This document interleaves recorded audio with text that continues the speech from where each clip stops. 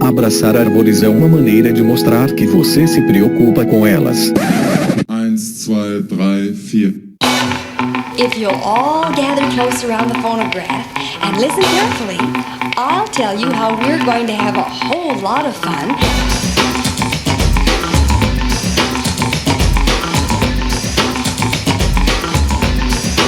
Howdy! Aqui é Fernando Lima e este é o Desabraçando Árvores, um bate-papo sem firulas sobre ecologia e conservação, a vida, o universo e tudo mais. E eu estou aqui diretamente de Atibaia, São Paulo, e venho lhes apresentar, senhoras e senhores, um crossover com o podcast Bionote. Sim, meus caros e minhas caras, um episódio Inception. Um podcast dentro de um podcast.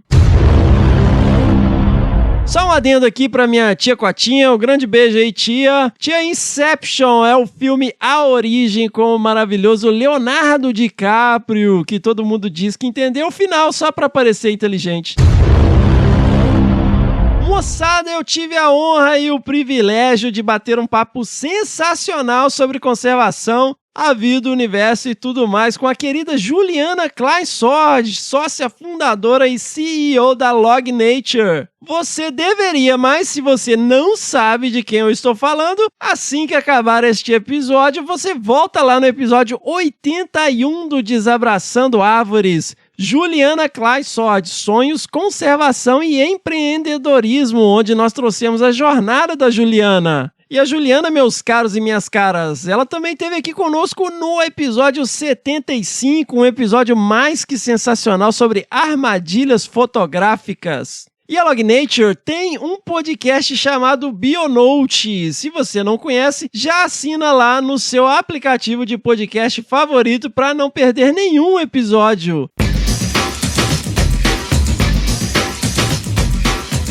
Então, pessoal, quem me conhece e acompanha o Desabraçando Árvores já sabe, mas se você não conhece, eu já vou dar um spoiler. Você não faz conservação. Ninguém faz, porque conservação é multidisciplinar e é feita por diversas instituições, tanto do primeiro, segundo, terceiro setor, associado à sociedade civil em geral. São programas desenvolvidos por diversas instituições e, quando isso é integrado, aí sim nós estamos falando de conservação. Indivíduos não fazem conservação. Uma pessoa se auto-intitular conservacionista e fazer conservação sozinho é tão impossível quanto o lapso coca-cólico. Ah, você não sabe o que é o lapso coca-cólico? Então, Michel Melamed explica aí. É impossível um lapso coca-cólico. Quando é que alguém diria? Como é que é mesmo o nome daquele refrigerante? Aquele preto, parecido com a Pepsi, nunca seria imperdoável. Você pode esquecer a luz acesa, a idade do seu pai, o que era mesmo. Tudo bem, é aceitável, mas o lapso coca-cólico está em extinção. Então, galera, fiquem ligados, fiquem ligadas e continua aí, pois obviamente está sensacional. Esse é, sem dúvida, um dos conteúdos que eu mais me orgulho de ter participado e eu tenho certeza que vocês não vão se arrepender de ouvir esse material até o final. Vamos lá, galera, seguimos! Você está ouvindo Bionote, apaixonados por natureza.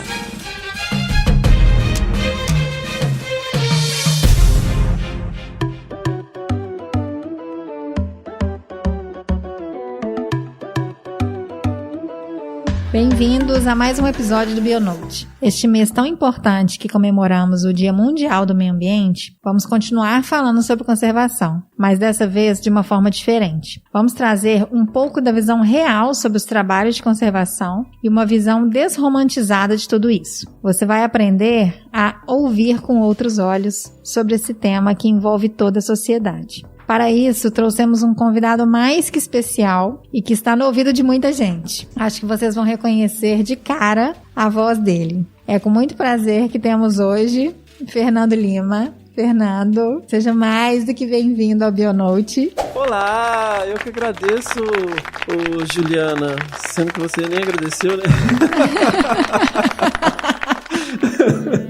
Não, eu agradeço profundamente a oportunidade de estar aqui, né, no Bionote. Admiro muito o seu trabalho junto ao Bionote, junto com a Log, né? Sou suspeito para falar que, né, você já foi lá em casa lá no Desabraçando. Mas obrigado, vamos aí trocar uma ideia sobre conservação. Olha, gente, o Fernando, ele é biólogo, mestre em zoologia de vertebrados, doutor em ecologia, coordenador do projeto Felinos da Cantareira, produtor e apresentador do podcast Desabraçando Árvores, pai da Liz e do Ian, marido da Mirinha, neto do seu Elon e sobrinho da tia Cotinha. Tem mais alguma coisa ainda pra você poder fazer nessa encarnação, Fernando? Vamos pensando aí, né? Tá sempre inventando coisa nova. Porque com esse currículo extenso aqui, esse tanto de coisa que você já faz. Fernando, dá uma prévia pra gente aqui de como foi sua caminhada até chegar até aqui. Bom, então, Juliana, eu sou do interior de Minas, né? Uma cidade hoje já um pouco maior, mas eu cresci numa cidade de menos de 20 mil habitantes. Uma cidadezinha no interior de Minas chamada Carangola. E meio que na minha família é meio tradição de subir o Pico da Bandeira, né? Então, tanto a minha... por parte de pai, como por parte de mãe, a gente teve sempre muito essa relação com o Parque Nacional do Caparaó. Nossa, que tradição maravilhosa essa, né? Então, assim, molecada fez 12, 13 anos, já tá subindo a montanha, né? Então, sempre tive muito esse contato com natureza, né? Infância, anos 80, já acampava bastante quando era adolescente e eu, né, sempre me interessei por animais, sempre gostei muito de interagir com animais, mesmo porque acabei morando em diversas cidades, então não passava muito tempo na mesma escola, acabava ficando meio introspectivo e interagindo muito com cachorro e gato. E aí eu tive a oportunidade, né, de fazer o curso mesmo de Ciências Biológicas em Carangola, e lá é uma região bastante interessante para primatas, né? Então você tem ali um vórtice entre a Parque Estadual da Serra do Brigadeiro e o Parque Nacional do Caparaó, onde você tem ali Calitrix flaviceps, né, que pouca gente conhece, o aurita, né, o sagui da serra escuro, o sauá, bugio, muriqui, macaco prego. Então eu comecei a fazer estágio com primatas e logo antes de eu me formar apareceu uma oportunidade, mandei meu currículo, fui convidado para uma entrevista e fui trabalhar no interior de São Paulo, no Instituto de Pesquisas Ecológicas, no IPE. E lá eu tive a oportunidade de entrar em contato com diversas iniciativas de conservação e manter contato com profissionais que eu mantenho até hoje, né? O Cláudio Pádua é um dos meus grandes mentores para a vida, né? Eu tenho uma relação assim de muito carinho com o Cláudio, sempre, né, procuro ele para conversar sobre certas questões mais filosóficas, mais estratégicas, né? E aí eu comecei a trabalhar com os gatos, né? Sempre tive interesse e comecei a me envolver nos projetos com onça pintada lá no Alto Paraná, tanto do IP quanto do Instituto Procarnívoros ali em Viema, com o meu grande amigo Denis Sana. Um grande beijo aí, Denis, meu padrinho. Todo mundo é meu padrinho. Mas aprendi muito com essa galera e aí comecei a desenvolver as minhas próprias iniciativas, né, com os gatos menores. Comecei também por um lado mais acadêmico, pensando muito mais numa parte mais abrangente de sistemas de informação geográfica, análise de dados, né, depois do mestrado. E hoje eu tô levantando essa frente, né, na Cantareira com os felinos, né, os gatinhos menores que estão sempre aí meio que de escanteio quando comparado com onça, parda, onça pintada. Então, olhar aí pra esses bichinhos que estão aí na Mata Atlântica também. Para os pequenos, né?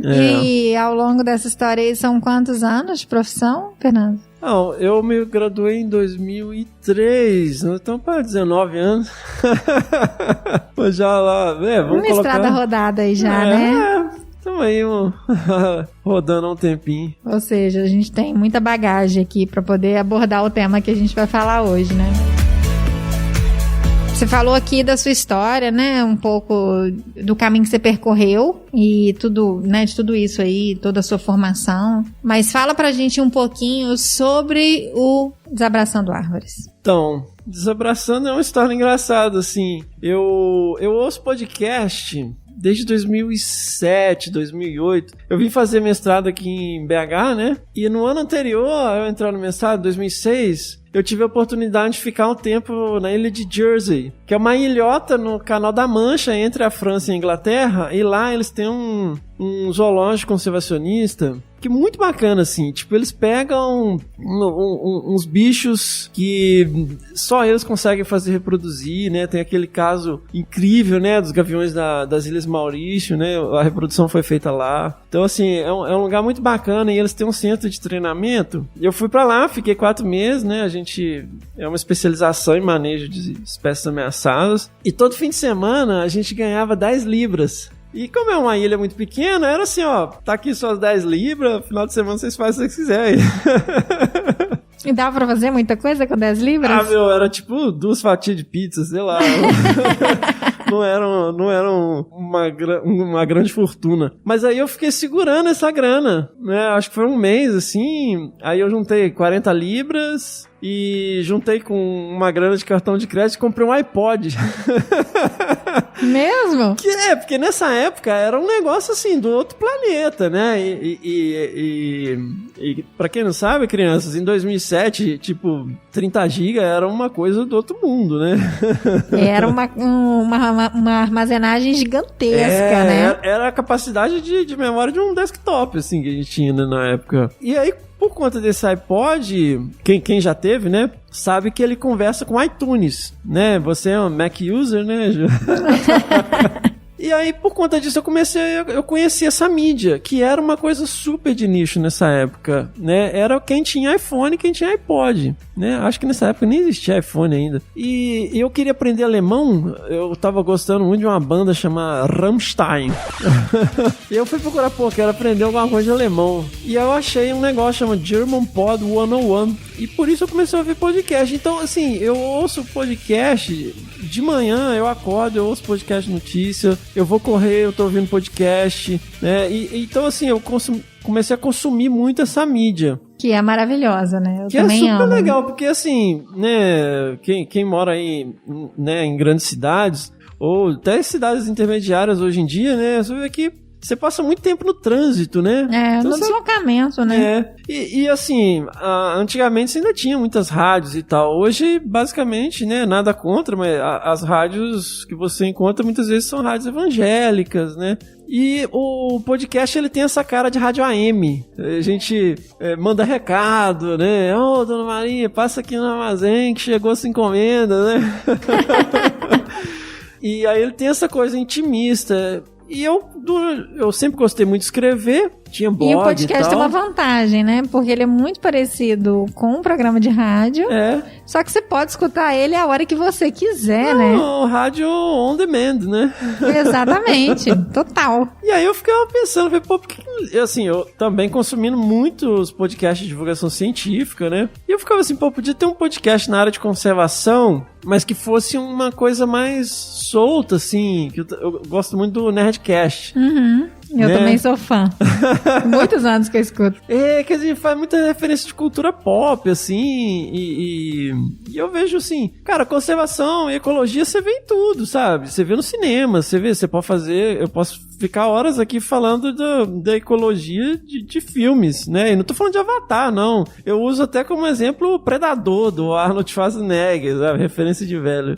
Nossa, você é muito feio. E aí eu comecei a pensar, por que não sai um negócio assim, que seja interessante e contando a história das pessoas, que eu sempre gosto o que ninguém mostra. Né? Eu queria mostrar o que ninguém mostrava. Porque também, Ju, eu vejo assim, você vai fazer o que já tem alguém fazendo? Ao invés disso, você pode ajudar quem já tá fazendo e fortalecer. Então, a não ser que você vai fazer uma coisa nova e interessante, fortaleça aquilo que já tá sendo feito, se a sua ideia não for tão original. E aí eu tenho um monte de problema de dicção.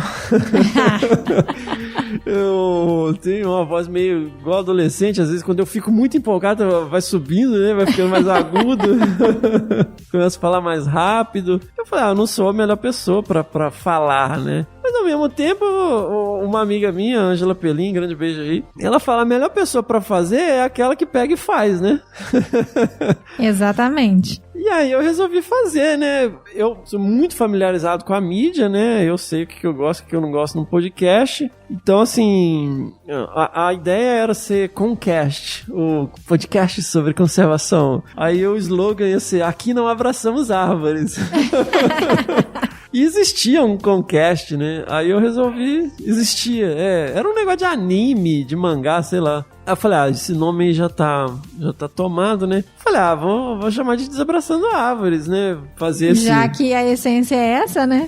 E foi, todo mundo, nossa, mas que nome estranho, né? Poxa, uma conotação negativa, né? Desabraçar e tal. Aí eu insisti, né? Não sabia nada de gravação, não sabia... A gente tinha um projeto com bioacústica, era o meu único contato que eu tinha, assim. Tive banda quando era moleque. Se é pra dar pra chamar de banda, né? Fazia barulho. Gostava de juntar pra poder tocar alguma coisa, né? E aí fui aprender. E eu me conheço muito. Quando eu fico super empolgado com alguma coisa, eu vou profundamente. Sei lá, eu leio um livro, eu empolgo com aquilo, aí eu já leio mais 3 livros na sequência, assisto 5 documentários. Já dá aquela mergulhada naquele assunto, naquilo ali, né? Aí depois você vai esquecendo, aí parte pra próximo. Eu falei, não, isso aqui eu vou fazer devagar, vou me frear, até porque tem que fazer meus projetos, né? Tem toda a questão de vida, família, trabalho. E fui fazendo aos poucos, fui procurando, como é que é um bom material de captação de áudio. Porque eu tinha muito isso, sabe? Tinha vários podcasts que eu não conseguia ouvir porque ficavam... A qualidade do áudio não era legal, né? Às vezes a pessoa fica esfregando o microfone assim, faz um barulho, aí cai um negócio... E a pessoa, sabe, um fala baixo, o outro fala gritando, então tem um negócio, não equaliza o volume, sabe, aquilo me incomoda. E eu sempre tive assim, bom, eu já não fui muito beneficiado geneticamente em relação à minha voz. Você cismado com a sua voz, igual eu sou com a minha, né, porque a minha eu falo que é voz de corte infantil. Eu ligava no salão pra poder marcar de cortar cabelo, a mulher sempre perguntava se era corte infantil. Sério? Eu falava, não, no caso não. Você vai vir com a sua mamãe? Então, assim, eu falei, tem que ser uma experiência agradável, né? Que ali você tá falando no ouvido da pessoa, literalmente. Então, eu fui buscar isso. Falei, eu não gosto de podcast que tem essas coisas, que tem esses barulhos, que tem esses problemas de volume. Às vezes, a pessoa começa a falar e aí você aumenta pra caramba o volume pra ouvir, aí de repente... Dá aquela estourada no ouvido. Aí você toma um susto, né? Aí fui procurar isso, fui ver um programa de edição, como é que fazia e tal. Pensar no formato, né? Isso é engraçado, eu tenho uma prancheta onde tá rabiscado tudo que tem no Desabraçando, que bicho é esse? Tá nessa prancheta. Desde o primeiro episódio eu tinha bem claro assim o que eu queria, sabe? E muito inspirado pelo Nerdcast e pelo um podcast que eu gosto muito, que é o Skeptic's Guide to the Universe. É um dos maiores podcasts de divulgação científica. Eles são mais pro lado do ceticismo, né? Que é uma outra corrente, vamos dizer. Mais de combater mesmo o negacionismo, combater... Eles são bastante combativos, né? Combater pseudociência e tal. Mais na linha da galera do Instituto Questão de Ciência, né? Grande beijo aí, querida Natália Pasternak. E aí, depois de um ano, mais ou menos, né? Eu liguei pro Bião, né? Fabiano Melo. Falou, tô com essa ideia aí, vamos gravar. Porque eu virei um maluco com um gravador debaixo do braço, Ju. Comprei, né, um gravador e tal. Material, né? E ninguém queria gravar. Eu escrevi pros meus amigos tudo. Ficava assim, então, eu tô com esse projeto aí de podcast. O que você acha? Vamos gravar uma entrevista? Não, então, também foto, indo pro campo. Ninguém tava tendo coragem, né? E nessa época, a gente trabalhou na atualização das áreas prioritárias da Mata Atlântica pro Ministério do Meio Ambiente, né? E foi super legal, um projeto enorme, assim. A gente, né, fez vários workshops e o último workshop foi em Brasília. E eu fui com um gravadorzinho de mais braço. Agora é minha chance, Ninguém né? queria gravar. Uma vez eu montei o microfone assim num bar em Brasília. Falei, não, vamos gravar. E todo mundo ficou quieto assim. Ninguém quis. Ninguém quis. Meu Deus. Ai, cara. E é isso, eu virei, né, chamava as pessoas e tal. Aí já tinha, né, convidado o Fabiano. Aí a gente gravou o primeiro episódio e aí saiu. Aí a galera, pô, nossa, que legal, né, e tal. Aí você conseguiu dar forma para aquilo, né? Que tava muito suspenso ainda no ar, né? Que as pessoas não conseguiam visualizar o que seria o produto daquilo, né? Eu tinha que explicar pra todo mundo o que era podcast, né? Que a galera não tinha o hábito de ouvir, né? E aí é engraçado, porque o Spotify, ele começou a distribuir podcast 4 meses depois que saiu o primeiro episódio do Desabraçando. Até então o Spotify não disponibilizava, né? Então era e ainda é, né, uma coisa muito de nicho. Aí depois veio o segundo episódio, era quinzenal, né? Aí veio o terceiro, né? Veio o segundo com a Cristina Toffoli. Aí veio o terceiro com o Rogério. Aí veio o quarto, acho que foi com a Cláudia Campos. E aí a coisa foi fluindo, né? Eu comecei a entender melhor como é que editava. Criei uma identidade sonora, né? Porque a gente já tinha investido, né? Contratando um designer para fazer a identidade visual. Então, quando saiu o primeiro episódio, eu já tinha desembolsado uns R$6.000 do meu bolso, assim, entre site, identidade visual, né, designer... A estrutura já estava prontinha, só pra hospedar os episódios, Foi né? ao longo de um ano, assim, aos pouquinhos, né, fazendo. Então, a coisa estava muito bem amadurecida e estruturada na minha cabeça. E até o Cláudio Pardas me deu uns chutes na bunda lá, que falou que eu já tava com o gravador. Um dia o gravador chegou, eu falei, olha aqui, Cláudio, gravador. Ele falou, e aí, quando é que você vai fazer? Não adianta, ideia é boa, mas se você colocar em prática, não vai, né? Aí eu dei uma acelerada. Eu costumo falar que ideia boa, todo mundo tem uma, né? Agora vai executar pra ver. Vai executar, né? E aí o Desabraçando foi crescendo. Foi crescendo, né? No início é super desanimador, né? Assim, eu tinha, pra você ter uma ideia, eu tava me envolvido em vários projetos, né, de campo. Meu filho tava com menos de 1 ano de idade, eu tinha acabado de entrar no doutorado, e eu tava com muita dificuldade, assim, de encaixar as coisas, né? Porque eu me mudei para Rio Claro para viver essa questão do doutorado, né? Eu tinha um intervalo grande entre o mestrado e o doutorado. Eu acho importante a gente ter uma visão de mundo também, trabalhar, para também não ficar aquela coisa só dentro dos muros da universidade, né? E aí eu falei, bom, eu preciso estudar, né? Que hora que eu vou fazer isso?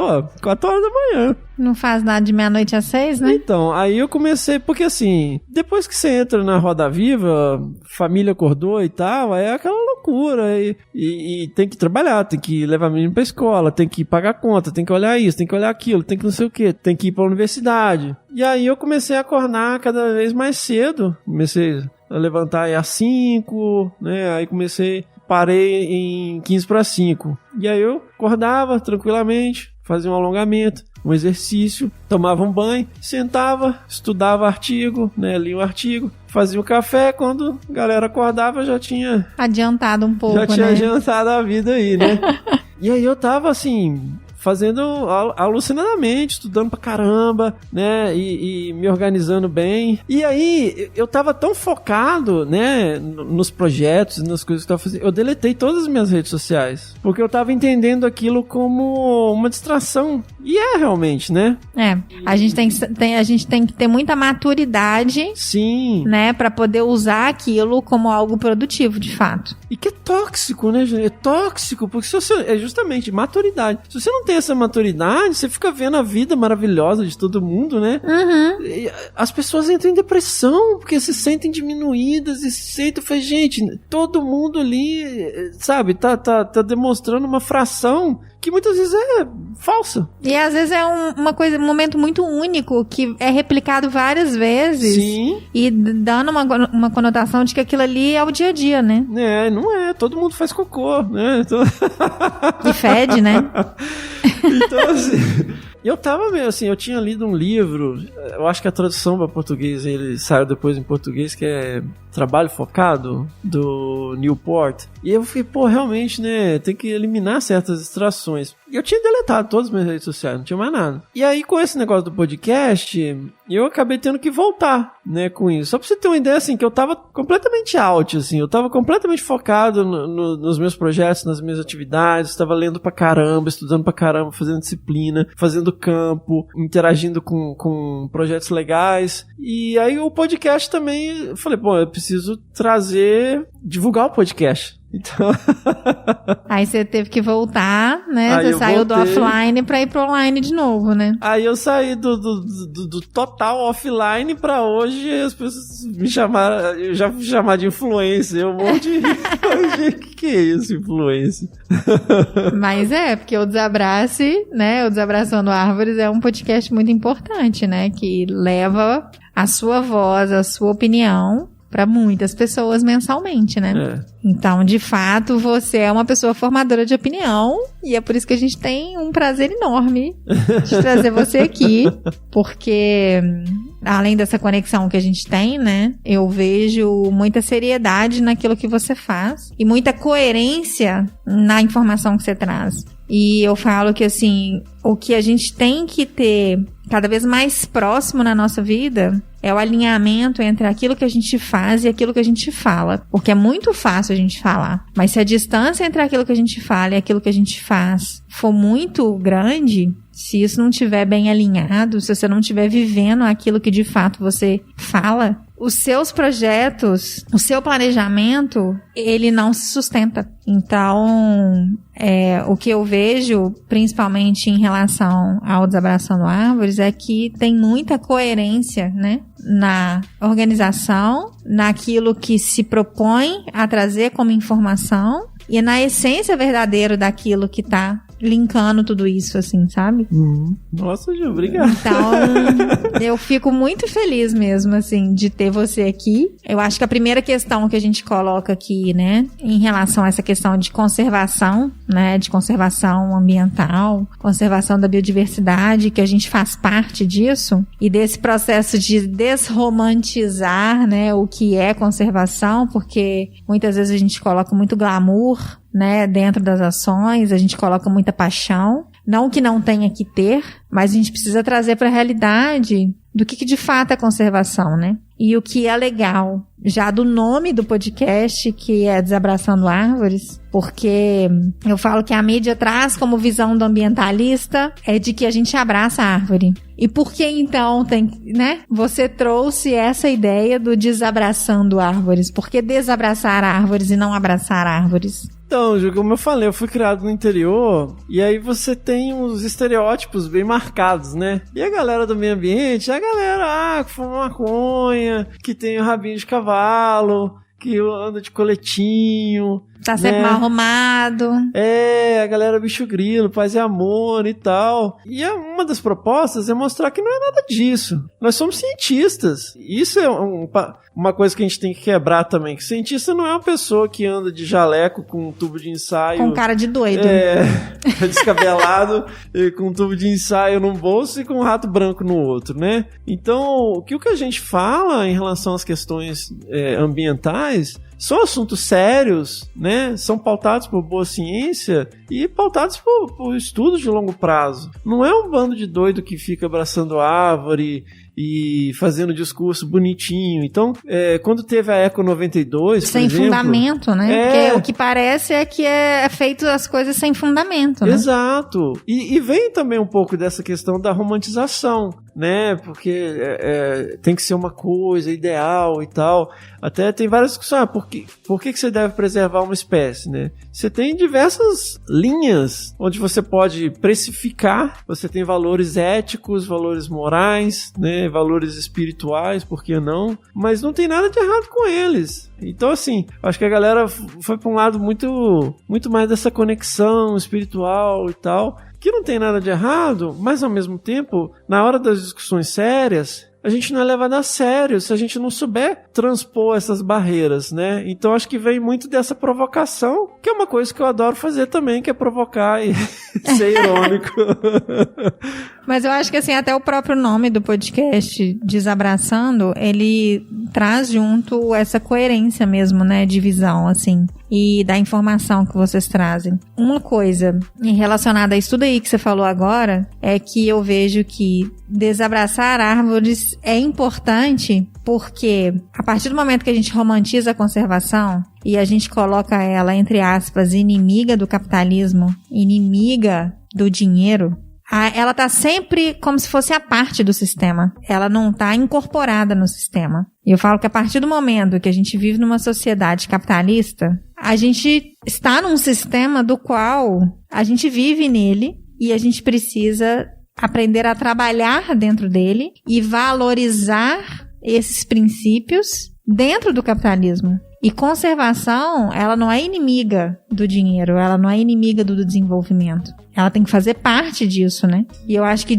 desabraçar árvores é muito disso, porque eu falo que vem muito até mesmo dos princípios que a gente tem, que a gente não pode ser incoerente ao ponto de falar que eu não posso desmatar, que eu não posso minerar, sendo que tudo aquilo que eu consumo utiliza de recursos naturais que são explorados a partir, né, desses locais, para que eu tenha um carro para me locomover, para que eu tenha um celular, um laptop, esse microfone que a gente está gravando aqui hoje, esse gravador, para que a gente consiga transitar no mundo. Então, a partir do momento que a gente nasce, a gente já tem impacto, né? A gente já gera impacto como um ser humano a mais na Terra. Então, a gente precisa desconstruir essa visão romântica, essa visão de que a gente quer criar uma tribo fora do sistema e de que esse sistema aqui não serve para nada. A gente tem muitas críticas ao sistema, óbvio. A gente pode reimaginar e remodelar um sistema, mas é muito importante que a gente seja coerente com as nossas ações e trazer essa importância dentro do sistema. Nossa, maravilhoso. Porque assim, eu gosto de quebrar essas receitas prontas de mundo perfeito, sabe? Então eu vejo muito discurso assim, vamos todos então ter energia solar, vamos todos tratar o nosso próprio esgoto, vamos todos isso, todos aquilo, sabe? Mas beleza, você tá falando o quê? 300 pessoas? Isso é aplicável para uma cidade com 6 milhões de pessoas? Você vai deixar de consumir papel? Você vai deixar de consumir qualquer coisa que seja? Né, tecido. Sabe para que é usada a maior parte da polpa de celulose que é produzida? É para papel higiênico, é para papel toalha, é para higiene, sabe? Não é para fazer papel para imprimir caderno, para imprimir as coisas. Então assim, é muito fácil você dentro de um apartamento de uma grande cidade julgar e querer criar regras de sustentabilidade para toda uma realidade fora da sua, sabe, sem levar nada em perspectiva. Então assim, nada é 100% ecológico. Energia eólica. Vocês estão vendo o que está acontecendo no Nordeste? Ela gera impacto? Gera impacto, tudo gera impacto. Energia solar, as placas solares, elas têm vida útil. E aí, vai gerar esse lixo e ele vai pra onde? Carro a bateria. Você acha que a bateria é feita do quê? Sabe? Então assim, pra gente poder mudar alguma coisa, a gente tem que mudar um padrão de consumo. Mesmo agora, esse negócio de, vamos todos agora fazer, né, sair do grid, não tem como. Então vamos fazer o seguinte, vamos dividir o mundo em lotes de 20 hectares e distribuir pra cada pessoa, vê o que sobra, sabe? Você pega todo mundo que mora nas grandes cidades, dá um lote de 20 hectares pra cada um, sabe? Então assim, é um discurso muito desconectado da realidade e do que o indivíduo está disposto a abrir mão.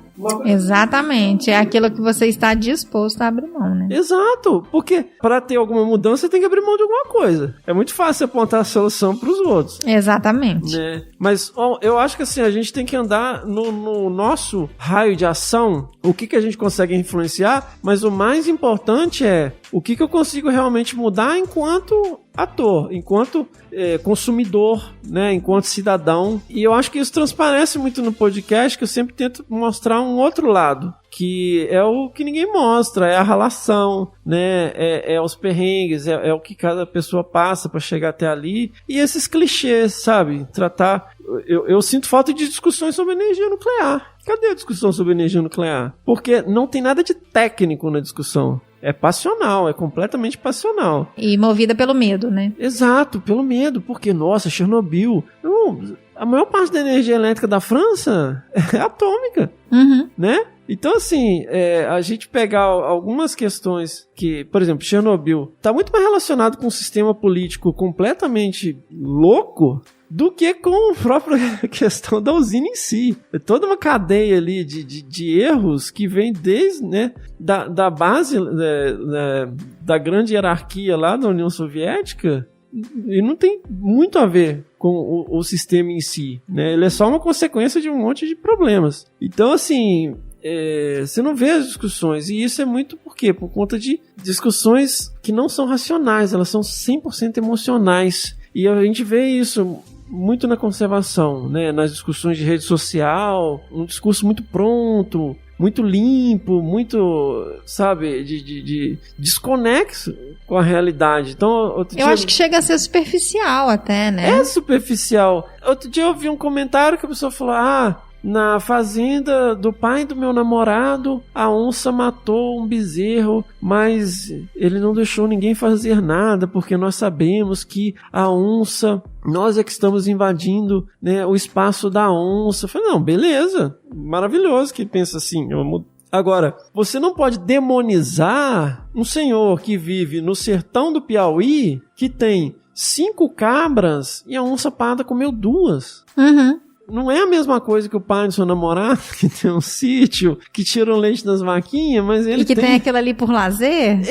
Sabe? Então, assim, não dá pra... Tem que contextualizar as coisas. Tem que dar as devidas proporções, né? Exato. E assim, não dá... Essa coisa é uma questão muito colonizadora, né? É o britânico que vai lá e diz como que todo mundo tem que viver, assim que se faz e tal, né? Pra você ser esse ícone de civilização. Eu acho que a gente tem que ter mais pé no chão na conservação, né? Quando a gente discute conservação. E o que você acha que é de fato conservação ambiental? Então, eu implico muito com isso. Minha primeira questão que eu vejo é: indivíduo não faz conservação. Não existe conservacionista, para mim. E se você pegar by the book, não existe um projeto, uma tese de doutorado não é conservação. Uma dissertação de mestrado não é conservação. Um programa de educação ambiental não é conservação. Uma pesquisa com uma espécie não é conservação. Qualquer coisa que você pega numa escala isolada não é conservação. Eu uso sempre essa analogia do carro. Então, por exemplo, Ju, a gente tá aqui no centro de Belo Horizonte. Eu posso ir ali numa loja de pneus e comprar 4 pneus? Pode, ué. Posso, né? Uhum. Eu comprei 4 pneus. Eu tenho um carro? Não. Não tenho um carro. Eu posso ir lá comprar um sofá, um banco de carro. Posso comprar um volante. Uhum. Entendeu? Eu posso comprar qualquer peça do carro. Se ela não estiver integrada dentro de um sistema, de uma engenharia que a gente entende que é um veículo automotor, ele não é um carro. O carro, ele é a soma das suas peças. Então, quando você pensa em conservação, a gente está falando de uma coisa muito maior, que envolve, sim, um projeto de pesquisa, que pode envolver diversas dissertações, diversas teses. Que envolve, sim, educação ambiental. Sim, né? Que envolve políticas públicas, que envolve criação de unidades de conservação, que envolve todas as escalas que a gente vê, né? Uhum. Mas é impossível que uma pessoa só faça isso. Então, conservação, acho que a gente pensa muito mais em termos de programas. Porque você pode ter uma instituição que realmente, ela tem uma linha ali que é com educação ambiental, tem uma linha que é focada na ecologia de espécies, tem uma linha que foca mais em ecologia de paisagens, integrando a paisagem como um todo, que pensa em geração de alternativa de renda, porque a gente tem essa política de comando e controle, né, no Brasil. Você chega ali e fala, aqui agora você não pode mais cortar madeira, ponto, acabou. O que eu faço? Se vira aí, você não pode cortar mais madeira, né? Então não tem uma alternativa, né? Sabe? Não, nós estamos aqui, você pode plantar eucalipto aqui para fazer um morão de cerca, né? Uhum. Ao invés de você derrubar uma braúna para fazer morão de cerca, agora, vamos fazer um projeto aqui, vocês vão aprender como é que faz para vocês terem aqui um pouco de eucalipto para vocês fazerem a manutenção das suas terras sem você ter que derrubar a mata. Não, é simplesmente, aqui agora é uma unidade de conservação, agora não tem mais conversa, se entrar aqui você está infringindo a lei, não vão trazer a Polícia Federal. Então, assim, precisa de ter a viabilidade, né? Exato. Viabilizar aquilo que está sendo mudado, né? Porque ninguém quer impedir, a gente não quer impedir que seja gerada eletricidade, a gente não quer impedir as coisas, né? Uhum. A gente quer que as coisas sejam feitas de uma maneira pensada, de uma maneira discutida, levando em consideração a manutenção dos recursos hídricos, a manutenção dos serviços ecossistêmicos, e de forma que você não tenha alguns poucos ficando com lucros e outros todos pagando a conta coletivamente, né? Exato. E nem é uma coisa de discurso, comunista! É simplesmente bom senso, gente, que mesmo no maior do capitalismo, né, né? Não tem como você manter nada de longo prazo se você tá destruindo tudo, né? Eu falo assim, eu não acredito em bom senso, tá? Também não. Eu acho que bom senso não existe, porque a partir do momento que cada um tem a sua visão das coisas, ele fica muito relativo, né? Eu acredito que a gente consiga desenvolver um senso crítico pra gente conseguir construir um raciocínio e relacionar aquele raciocínio a algo que vai trazer alguma transformação. Então, eu falo que desenvolvimento tem que acontecer, a forma como ele acontece é que a gente precisa repensar. O modelo de lucro a qualquer custo, de crescimento exponencial, não vai funcionar. Pensar na conservação, a gente tem que pensar em remodelar a forma com que se produz dinheiro e aceitar que a gente vai ter que reduzir a velocidade. E, além disso, eu vejo muito, assim, a partir do momento que a gente escolhe repensar, a gente estava até conversando isso hoje mais cedo, né, na hora do almoço, é assim, como que você repensa isso, né? Como que chega isso a nível de indivíduo, já que a gente está falando que conservação é a nível de comunidade, a transformação, para ela ser a nível de comunidade, ela precisa ter uma representatividade muito grande de número de indivíduos fazendo aquilo ali, né? Então, como que você acha que a gente começa a conservação? Eu acho que assim, nós somos consumidores. Então, pensando de um jeito bem grosseiro, uma das coisas que mais me decepcionou no passado recente foi lá no estado de São Paulo, não lembro que ano que foi, se retirou sacolinha de plástico. Isso não durou 2 meses, viu? Foi, cara, se a gente não consegue sustentar, né? abrir mão de sacolinha plástica, o que a gente consegue abrir mão? Puta que pariu, sabe? né? Cara, fica assim, velho, eu ia pra feira quando eu era criança, a minha avó, a minha função era carregar a sacola da minha avó, que era a sacola de feira, sabe? E assim, de repente, é uma coisa que não se vive mais sem. As pessoas faziam escândalo nos mercados. Porque não tinha sacola plástica. E porque não queriam pagar. Porque aí era a coisa, você podia ter a sacola plástica, tinha que pagar. Escândalo, eu presenciei escândalos, sabe? Eu falei, gente, se a gente não consegue isso... Então assim, eu do que mas você tá você disposto pode a abrir mão, né? Mas você, como indivíduo, você pode abrir mão, falar, não quero. Mas aí também não é aquela coisa clichê, sabe? Plástico é um negócio que tem me incomodado profundamente, sabe? Tipo, eu falei, cara, não, tem coisa que não faz sentido. Eu falei, pô, você pega um polímero que vai levar séculos pra se decompor e você usa ele pra tomar água uma vez, sabe? Eu falei, cara... É que não faz sentido, não né? Não faz sentido, né? É um desperdício tremendo. E eu vejo muito isso. O que você pode fazer na sua escala local, sabe? Você pode participar de um CONDEMA, você pode participar de um conselho de unidade de conservação, você pode participar de uma audiência pública, né? Você pode acompanhar projetos de educação ambiental do seu município, da Secretaria de Meio Ambiente. Eu acho que começa nisso, entendendo a sua comunidade. Porque eu odeio essas coisas clichê, mas é aquele negócio da Agenda 21, pensar globalmente, agir localmente. Mas é assim, né? Mas isso. Você tem que pensar na sua escala, da sua vivência, do que está ao seu redor. Porque não adianta você ficar em rede social... Ah, que absurdo, né? O que tá acontecendo? Tudo bem, você tem que se indignar, você tem que acompanhar o que tá acontecendo, você tem que acompanhar as notícias, sabe? Mas você, sabe, tá num projeto de reciclagem do seu bairro? Você faz reciclagem dentro da sua casa? Exato, sabe? Você já pensou em fazer compostagem, sabe? Plantar alguma coisa, sabe? Fazer uma horta comunitária. Por mais clichê que seja, são pequenas ações de escala local que não vai salvar o planeta, não vai resolver tudo, mas que se a gente aumenta a escala disso e diminui certos tipos de consumo... Faz muita diferença. Faz muita diferença. Não tô falando que você virar vegano e tal, nada contra que ser vegano, seja vegano. Mas, pô, você não precisa consumir proteína todo santo dia no café da manhã, no almoço e na janta, porque o Brasil, ele consome proteína de um jeito que não se vê em qualquer lugar. Não, e outra coisa, né? Eu acho que a gente tem que pensar o seguinte, a partir do momento que a gente repensa a nossa forma de consumo, o mercado tem que se adequar. Sim. Se uma grande parte das pessoas deixa de consumir um determinado item, o mercado vai oferecer o que para essas pessoas, entendeu? Então, quem controla o mercado somos nós que consumimos. Não é o mercado que controla a gente.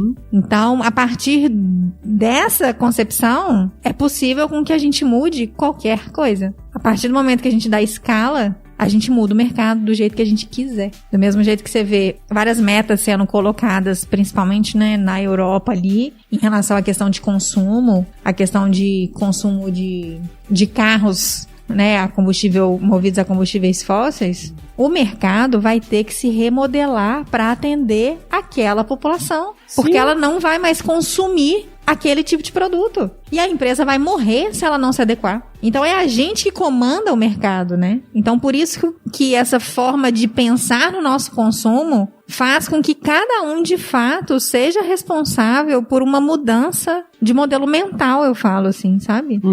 Porque a gente acha que é o mercado que controla a gente, mas não é. Não, essa questão, esse neoliberalismo, né? Mas, por exemplo, a gente tem que pensar também nas empresas de capital aberto, né? Eu acho que as pessoas perdem um pouco essa coisa. As empresas têm capital aberto, quem comanda são os acionistas. E você pode ser acionista, né? Você pode comprar a ação da Vale, você pode comprar a ação da Tesla. Não, se bem que a Tesla não tá com capital aberto. Elon Musk tem essas coisas, né?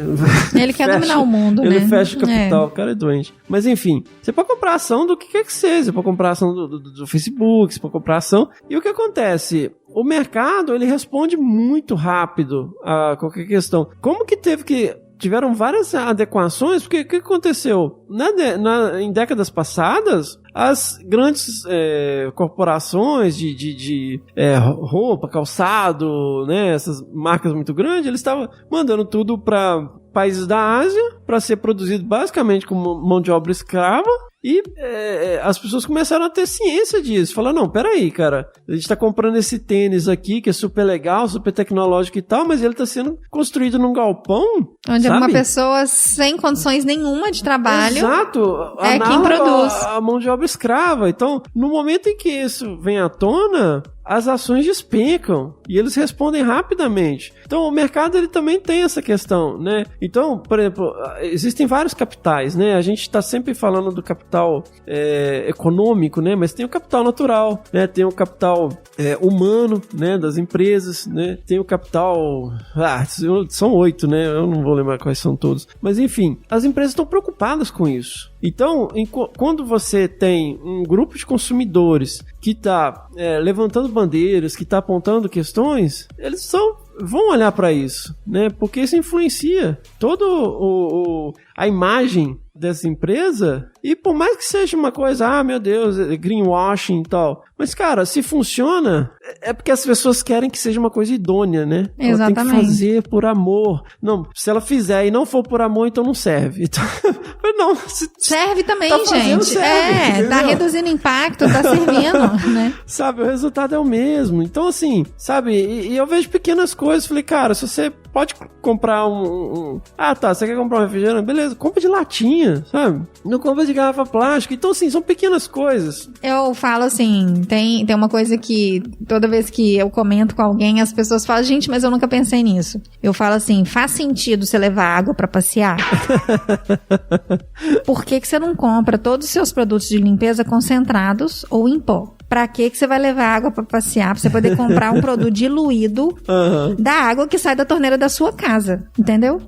Então, assim, faça a opção de comprar produtos concentrados onde você dilua eles na sua casa, porque a água sai da torneira da sua casa. Não justifica você ter toda uma cadeia de carbono associado com o deslocamento daquele produto, Sim. emissão de gases poluentes, para aquele produto chegar, às vezes, 1/10 da quantidade que você consegue ter comprando um produto concentrado. Sim, sim. Entendeu? Engraçado, eu tava pensando nisso outro dia, porque eu tava vendo as garrafa PET. E você sabe, no sul dos Estados Unidos, quando tinha a lei seca, eles faziam esse negócio que chama moonshine, que é um rum de batata, alguma coisa assim, só que eles levam nos potinhos, que é bem aquela coisa redneck que a gente vê em filme, que é tipo um pote de maionese, que eles ficam bebendo o rum naquilo, cachaça lá naquilo. Você sabe por que eles usam esse pote? Não. Porque cabe mais pra você transportar do que garrafa.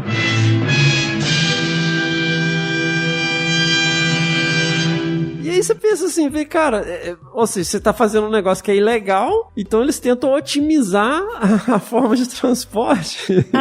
Pra poder caber mais, pra caber mais. Isso, assim, pô, é inteligente essa parada, né? Então, quando você para pra pensar, então, quanto mais espaço um negócio ocupa, maior vai ser a necessidade de caminhão de transporte, né, de deslocamento para carregar a mesma quantidade, que é basicamente isso, realmente, água para passear, né? Exatamente, e eu falo assim, é muito importante a gente pensar na cadeia produtiva como um todo e no impacto daquela escolha de consumo que a gente faz, né? Sim. Porque eu falo que conservação, ela vem muito daí mesmo, assim. Aquele produto que você consome, você já parou pra pensar se ele é socialmente responsável, se ele é ambientalmente responsável? E outras questões mais sutis também, Ju. Por exemplo, quando você pensa que, quando você tá preocupado em consumir algo que tem responsabilidade socioambiental, você tá preservando pessoas. Sim. Condições de trabalho de pessoas, que elas estão tendo dignidade dentro do trabalho para poder produzir aquilo que tá chegando para você. E ambientalmente mais respeitoso,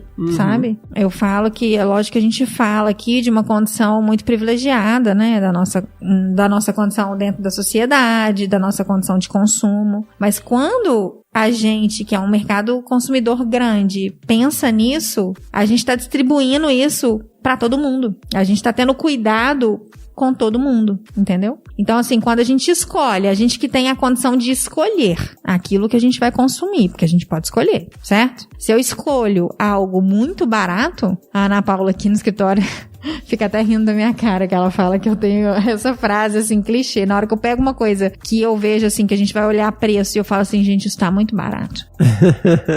Não é que você tem que comprar o mais caro, mas se tá barato demais, tem alguém perdendo nessa cadeia. Tem alguém perdendo nessa cadeia. Ou tem alguém sendo escravizado, ou é matéria-prima de qualidade muito ruim. E um produto com baixa qualidade, todo mundo sai perdendo. Sim.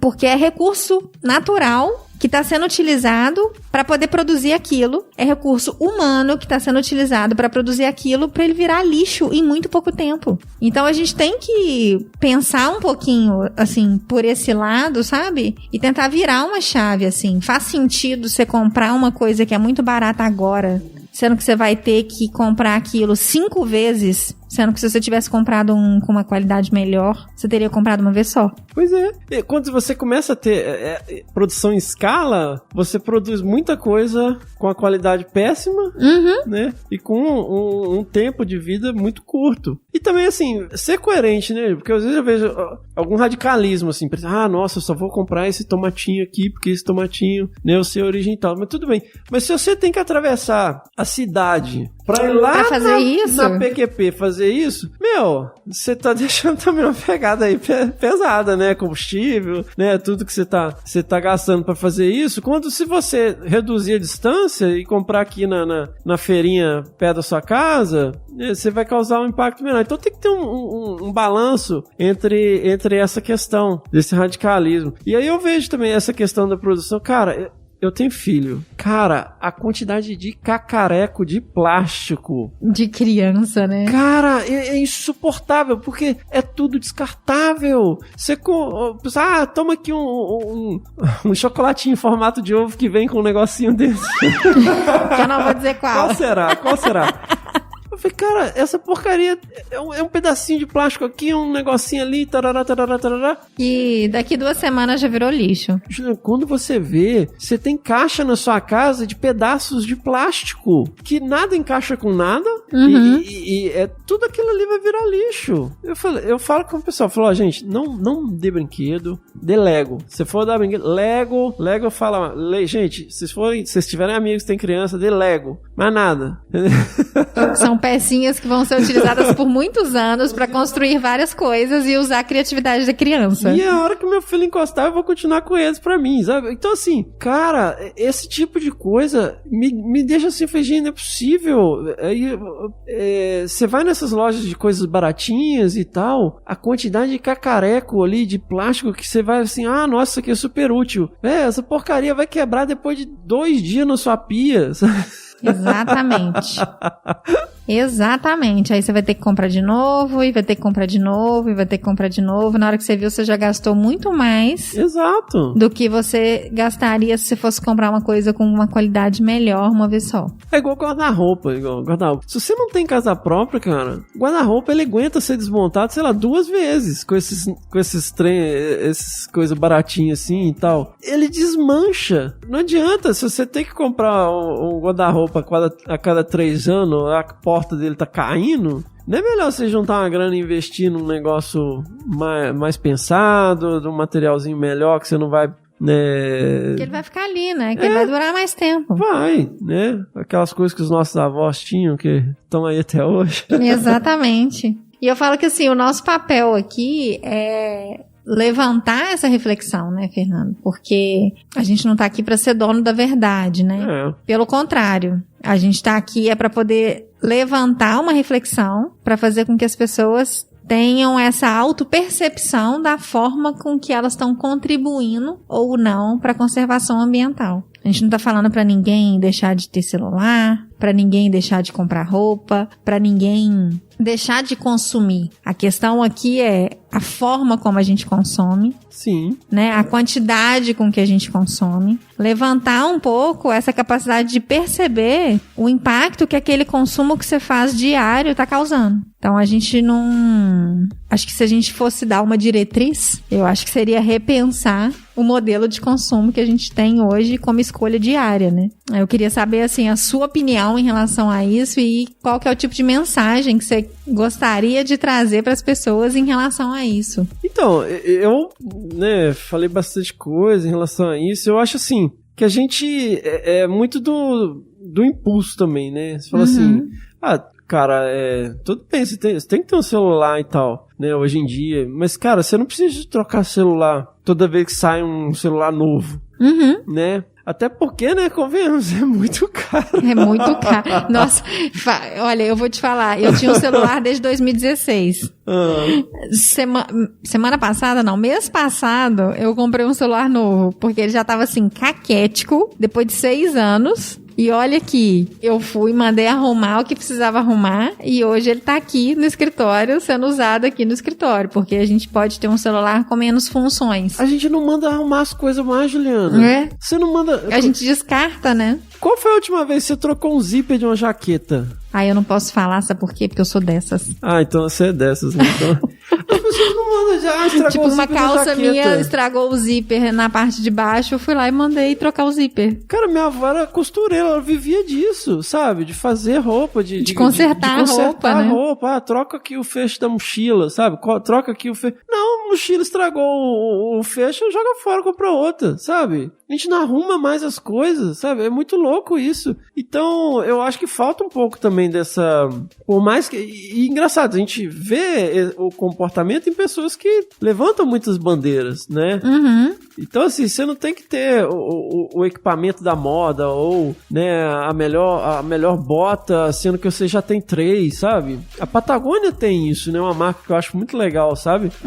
Eles são muito contra esse negócio, vai comprar essa jaqueta aqui porque é a jaqueta nova. Eu lembro que eles fizeram a campanha, não compra essa jaqueta. E tinha um texto enorme falando, cara, se você não tá precisando de uma jaqueta, não compra essa jaqueta. Que é totalmente contra, produzir, não é a lógica do compre meu produto, exatamente, né? Tipo, me deixe faturar mais, né? Não, cara, pensa antes de comprar, sabe? É uma jaqueta maneira, é a última linha, nossa, tem um monte de característica legal, mas, cara, se você já tem várias jaquetas, sabe? Não compra essa. Então, assim, eu acho que a gente tem que colocar muito mais em prática as coisas que a gente levanta bandeira. E eu fico muito com medo de cair no clichê daquele negócio, não vou comprar o canudinho por causa da tartaruga. Não, cara, eu vou comprar o canudo porque é de plástico, sabe? E tem um monte de outras questões envolvidas. E ele vai virar microplástico, independente se for no oceano, porque a cerveja que você tá tomando tá cheia de microplástico. Então, cara,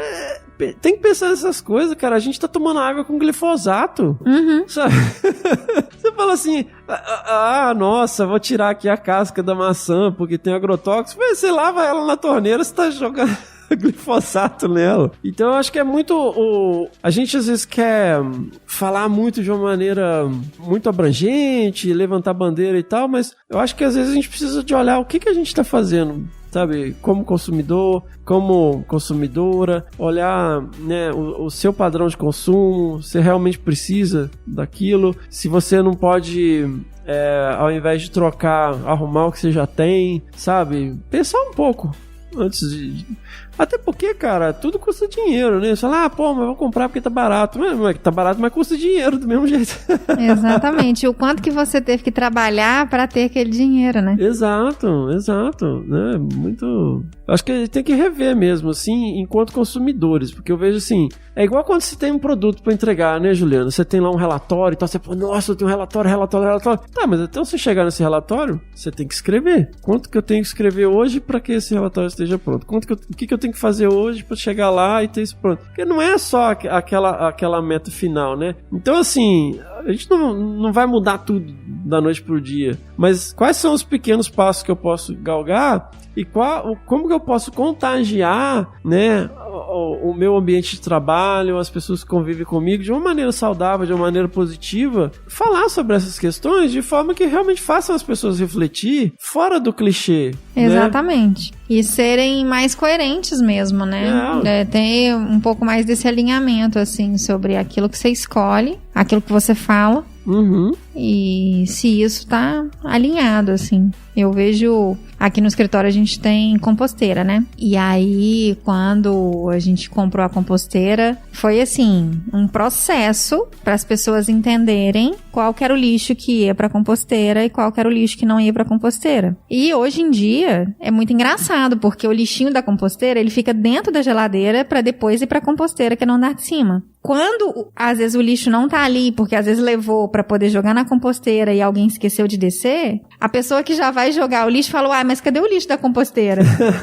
Então, assim, isso já foi internalizado pelas pessoas, assim, sabe? E na hora que você consegue ver que você tem ali 15 pessoas que não contribuíam nada pra reciclagem do lixo orgânico, que produz o próprio adubo, que todo mundo aqui leva pra casa. Uhum. Pra poder regar as plantas com adubo natural que é produzido aqui, entendeu? Isso aí é uma coisa que, poxa, antes era uma pessoa fazendo, hoje são 15 pessoas fazendo, e hoje eu vejo pessoas fazendo compostagem dentro da própria casa, não só aqui no escritório. Uhum. Então, é a partir desse tipo de movimento que a gente consegue ir ramificando, né? E eu falo dando capilaridade a essas ações. Que eu falo assim, eu dou o exemplo da compostagem, todo mundo pode fazer compostagem em casa. Sim. Né? Eu moro num apartamento minúsculo, eu tenho uma composteira. E sendo que 1% do lixo orgânico do Brasil é reciclado. E todo mundo pode reciclar esse lixo orgânico.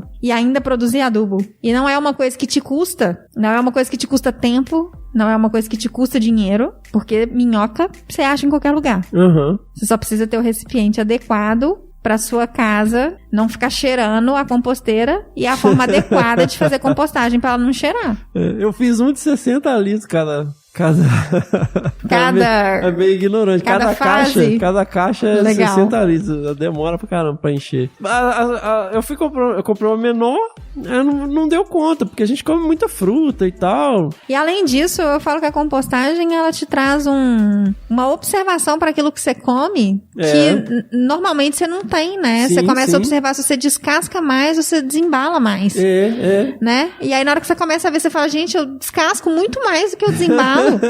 Né? Olha a qualidade da comida que eu tô comendo, né? Ver se eu tô comendo muito processado, muito industrializado. Então leva até mais do que só a simples reciclagem de um lixo orgânico, né? Te leva a consciência alimentar, que é uma coisa que vai te trazer saúde, que vai reduzir a sua necessidade de gastar seu dinheiro na farmácia, né? E aí vem um ciclo, eu falo um ciclo colaborativo em todas as, né, em várias esferas da sua vida, assim. Então, assim, isso que você tá falando, por exemplo, tá na sua esfera de ação, ao redor de você, sabe? Então, assim, eu acho que há uma ansiedade muito grande em fazer coisas enormes e grandes projetos e tal. Meu, começa com o que tá ao seu redor, velho, sabe? Começa com aquilo que é possível, né? E que é viável, e é do dia a dia, as coisas não acontecem da noite pro dia, sabe? Você vai aos poucos mudando um padrão. É igual aquele negócio, a pessoa entra em dieta, só come feijoada, dia sim, dia não, enfia o pé na jaca e come tranqueira, come bolacha pra caramba, come um monte de coisa. Aí no dia seguinte tá comendo alface com azeite. Cara, você não consegue fazer isso durante 3 dias, cara, sabe? Não, tira um negócio, né? Diminui outro, vai mudando aos poucos. Então, assim, eu acredito muito nessa questão orgânica. Gradativa, né? Gradativa, porque aí o choque não é grande. E aos poucos você consegue ir movimentando. Então, quando começa algum projeto, por exemplo, todo mundo fica desconfiado. O que esses caras querem e tal. Aí você vai conversando, vai na escola, dá uma palestra, né? Conversa com o pessoal, conversa com o morador. Eles veem que você não é fiscal, que você não vai prender eles e tal. Então você começa a criar um movimento que tá ao seu alcance e aí que eu acho legal, que tá ao alcance de todo mundo, sabe? Não é uma coisa, sabe, para os poucos eleitos, dos poucos escolhidos. É uma coisa que todo mundo pode fazer aos poucos, né? Que eu acho que é difícil a gente ter uma grande mudança. É lógico que só isso não vai resolver, mas faz diferença, sabe? Faz diferença. E o que faz diferença é esse trabalho de formiguinha. Não é, sabe, o grande herói, que vai vir, que vai salvar tudo e tal. Não, é um conjunto de pessoas comprometidas, sabe? É um conjunto de pessoas numa comunidade, num bairro, numa cidade, que vai fazer diferença, porque se não tiver engajamento, não adianta uma parcela pequena. Exatamente, se você não internaliza aquilo ali, o processo, ele não é sustentável, né? Ele não consegue perpetuar, né? E quando você começa com essas ações aonde as pessoas vão internalizando aquilo e aquilo ali passa a fazer sentido na rotina da pessoa, é aí que a gente consegue transformar, né? É aí que a gente consegue transcender daquela ação pontual para perpetuar e aquilo ali de fato trazer um impacto positivo, né? E sair do discurso, né, do discurso de levantar a bandeira do radicalismo, sabe? Então acho que é bem interessante quando você consegue ponderar e observar também o espaço do outro, né, e discutir alternativas. Exatamente. É isso, né, Fernando? Nossa senhora, já. Eu tô muito feliz de ter você aqui. Eu tô muito feliz de ter você presencialmente aqui. Muito feliz mesmo. Eu acho que foi muito importante tudo isso que você trouxe pra gente poder levar um pouco, né, desse pensamento sem romantizar, sem ser tão militante, né, no sentido radical, né, de que aquilo não pode, né, aquilo não deve ser feito de jeito nenhum, dessa percepção que a gente precisa ter um pouco mais holística, né, dessa necessidade de atenção para a conservação, para a forma com que ela é feita, né, e que ninguém é o dono da conservação. Se ela não for feita a nível da comunidade, ela não acontece, ninguém faz nada sozinho. E por isso te agradeço muito por ter vindo contribuir aqui. Eu falo com tanto engajamento, com tanta verdade, e que foi um enorme prazer te conhecer ainda mais, sabe? E admirar cada vez mais seu trabalho. Muito obrigada. Nossa, Juliana, eu fiquei até encabulado aí. Não, cara, eu assim, né, a gente tem a gente tenta desromantizar, mas ao mesmo tempo a gente é movido por paixão, né? Uhum. Então, como eu falei, assim, eu tinha já deletado rede social, tava vivendo minha vida e tal, e a gente não tá aqui pra ganhar joinha, sabe? Não tô aqui pra... né? A gente tá aqui pra mandar uma mensagem que a gente acredita, que a gente acha que é importante e que é pautada por informação, né? A gente estuda, a gente lê, sabe? A gente, até me perguntaram outro dia, assim, você já teve problema, o pessoal fica criticando de você ter falado alguma coisa? Eu falei, olha, a gente tem muita entrevista. Quando a gente tá falando da nossa área de expertise, a gente fala com muita tranquilidade, porque é a nossa área de expertise. E quando a gente procura um especialista pra falar. Então, assim, né? Cada macaco no seu galho. Mas, Juliana, eu agradeço enormemente a oportunidade, sabe? Que eu adoro a Log, né? Eu acho a proposta de vocês muito diferenciada, né? Admiro muito a a disposição de ser inovadora, de tentar desenvolver tecnologias aqui no país para solucionar problemas práticos que você sabe pelo seu background, né? Você não é simplesmente uma pessoa que está aqui administrando, né, uma empresa. Você sabe quais são as demandas dos projetos, você vai ver os projetos, né? Você tem essa interação. Então é super legal ver isso, sabe? E para quem tá na outra ponta, né, também com projetos e acompanhando, é super importante. E eu, agradeço demais a oportunidade de estar aqui no Bionote também, acho super sensacional, né? Eu sempre ouço. Eu acho que ele tinha que ser mais frequente, né? Que é só pensar, Ju. Nossa, mas como o Bionote a gente faz de coração, literalmente... Eu não consigo dedicar mais tempo pra poder fazer ele, sabe? Mas minha vontade era de poder ter mais episódios por mês. Mas, infelizmente, dentro do que cabe nas minhas 24 horas de vida, fica complicado ter mais de um episódio por mês. Mas eu tenho muita vontade. Sensacional. Mas obrigado, Ju. Obrigado mesmo de coração pela oportunidade aqui de falar um pouco mais também sobre essas perspectivas, né? A gente tá sempre trazendo aí também lá no Desabraçando, a gente tá sempre ouvindo aqui no Bionote e espero ter contribuído aí com algumas provocações, algumas ideias. Eu que te agradeço suas palavras também. Muito obrigada, né, pelo reconhecimento, porque tudo que a gente faz aqui, realmente a gente tem muita seriedade, sobretudo, muita responsabilidade dentro do processo todo da empresa mesmo. Então, te agradeço e eu fico muito lisonjeada pelo seu reconhecimento. Muito obrigada. Seguimos!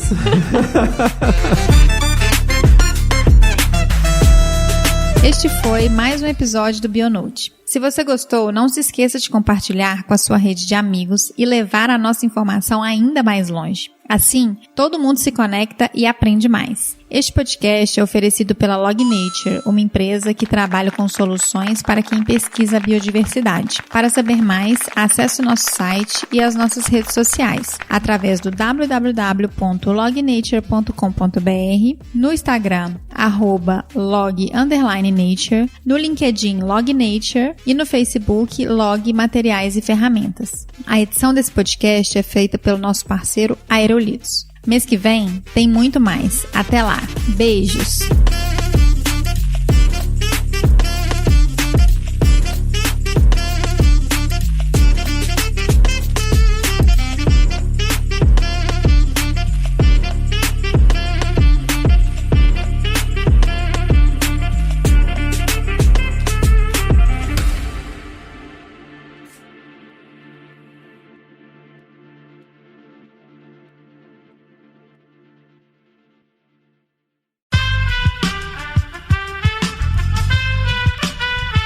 Esse podcast foi editado por Aerolitos Edição Inteligente.